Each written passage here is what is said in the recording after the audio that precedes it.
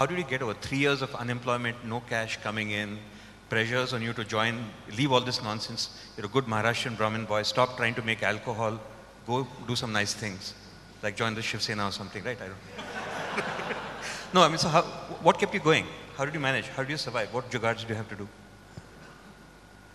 You know, I was extremely lucky in the sense that both of these guys actually had to provide for themselves through that phase. I was lucky to have a father who was, well, in principle, not behind the plan and extremely unhappy with me being gainfully unemployed. But at the same time, at no point in time, he said that I will not financially underwrite this. So basically, my father was paying me salary to do this for 3 years. Okay. Yeah, and I've all, you know, and not just that, and he paid me salary for 4 years after the company has started, right? So I'm extremely lucky in that sense, right? These two guys went through, I'm sure, like 10 times more crap than I have been through. You know what they have been through makes the whole excise thing look like a cake, like a walk in the park. Because at the end of it, what was the worst that could have happened, right? If I hadn't got the license, there was nothing that would dramatically change in my life. I could still go and look for a job. I could still go and join my father's business, and really nothing would change. But if for example, he had not been able to do that jugaad in a country where he has just landed up, the downside for him was far bigger than the downside for me if I didn't get the license. Very famous illegal immigrant.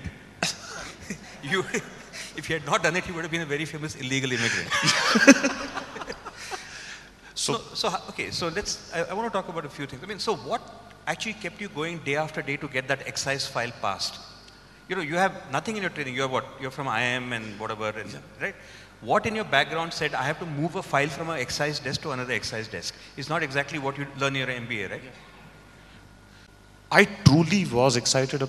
I mean, as excited as I am today, I was as excited back then when this thing was just an idea, right? And it was that excitement of actually, you know, putting a good glass of beer. Because, see, if you drink beer and if you love it, the first time you have good beer is a sort of an epiphany, that you realize that you have been drinking crap all your life. And, you know, this is what the real stuff is. I have mostly had beer all my life. I don't drink much of spirits. And when I had my moment of epiphany, right, I realized that this is something worth pushing as hard as possible, right? It's okay if you can get a no and come back, but you should get that no, right? So it was the excitement of creating something, as you say, remark-worthy, right? Of putting a good glass of beer on the table, which is missing. And that sort of excited me a lot, and it still excites me so much.